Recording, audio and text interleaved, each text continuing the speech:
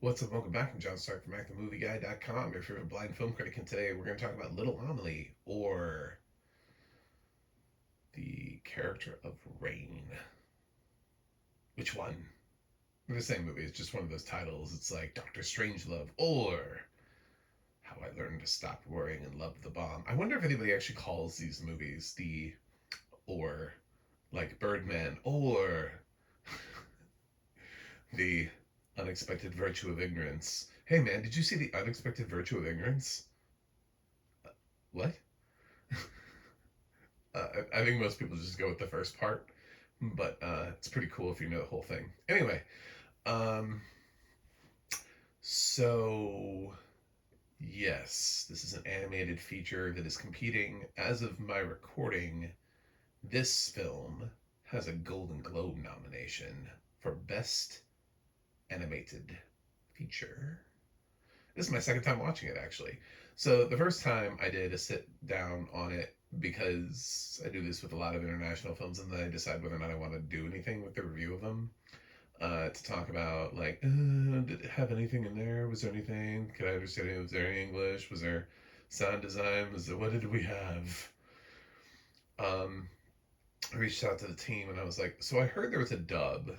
Can I please have that? Because I know you don't have audio description for this little animated feature that could. This is sort of like the flow of the year. But it is a directorial debut from two people who have previously worked in animation. So I don't know that it's quite flow. I mean, that was Latvia. So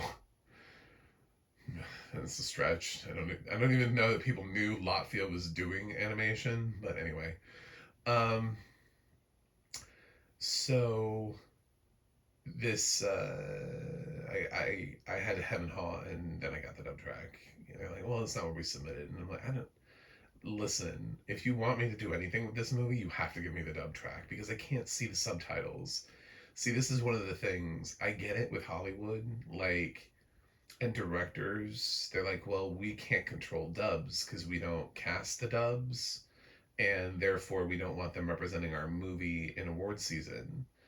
Okay, but for some people who can't read the subtitles, you have to provide the dubs. So when you just don't create the dub at all, you end up losing a vote. And I kind of wonder, like, for the international feature race, how many people, because there are like visually impaired actors and actresses, and I would imagine all the way down through the craft categories. People like Judi Dench, she's got to be an Academy voting member. She won one, so she can't read your fucking subtitles.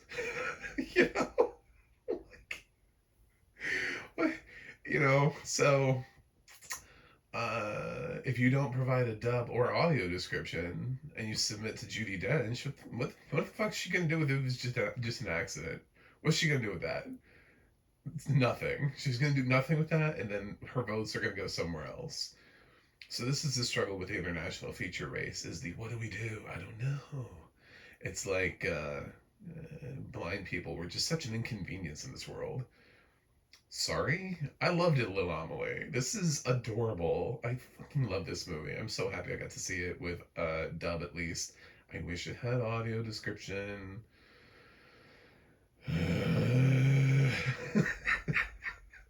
Ultimately, the struggle so that I can have more context over what's happening. But yeah, it like the first part of the movie is like adorable. It's like she is little and she's this baby and she's got all these thoughts inside of her head, and it's like somebody knew what it was like to be a baby and then animated it.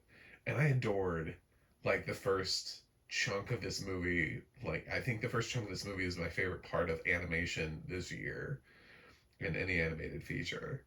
Um was just this little girl. I thought, we nailed this.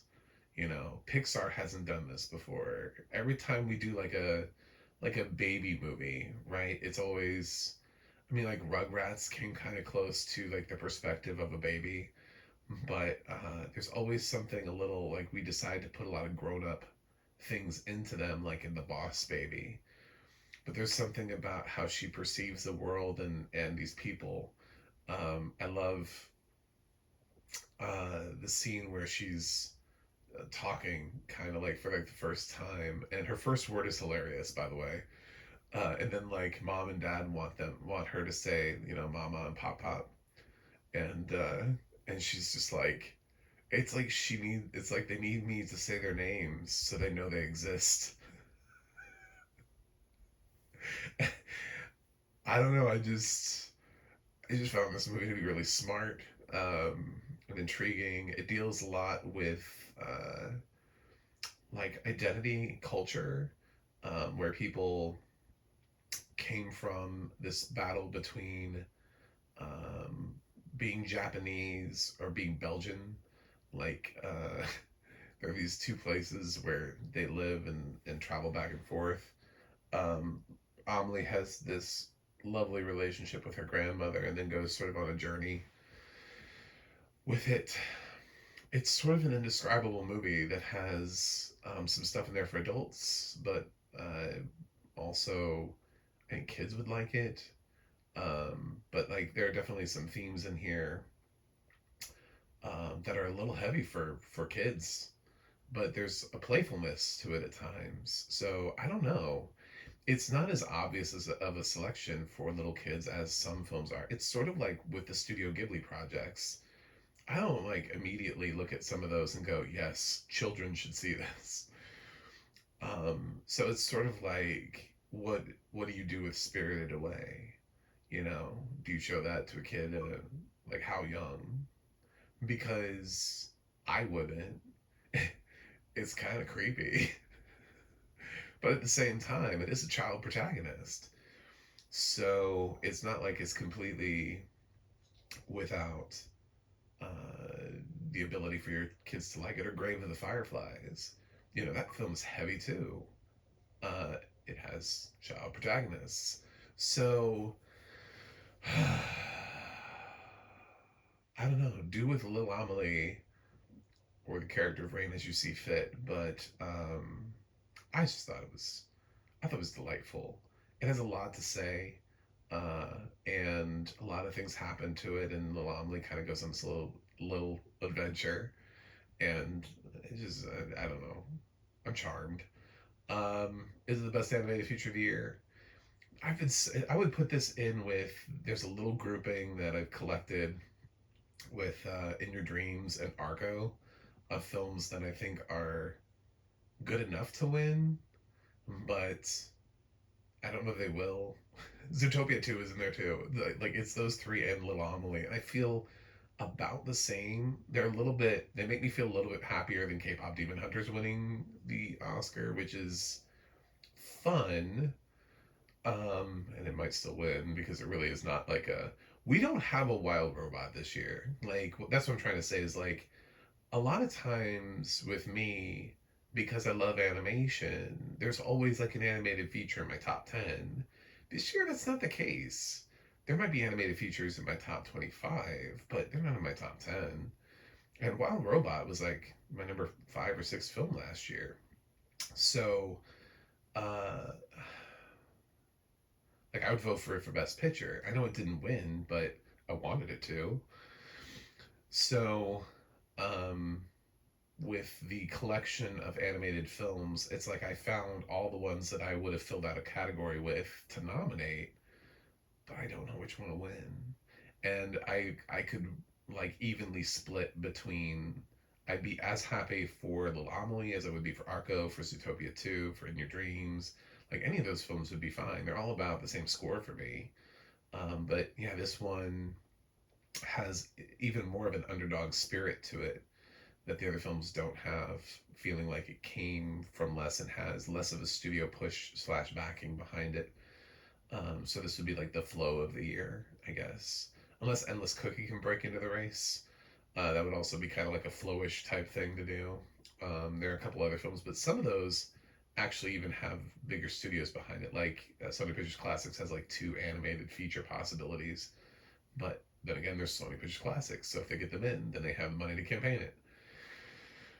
And of course, you have the Sony Crunchyroll titles. I mean, they have enough money to market those. Anyway, this is the little title that could, and this is my opportunity to say thank you for letting me enjoy this film, at least on some level, instead of sitting there through a film with dialogue that is not in my language and I can't read the subtitles and I can't understand what anybody's saying. With all of the context that I have now, this film went from like a, I don't know, like a 1.5 all the way up to an 8.2 out of 10. That's what I'm gonna give little Amelie.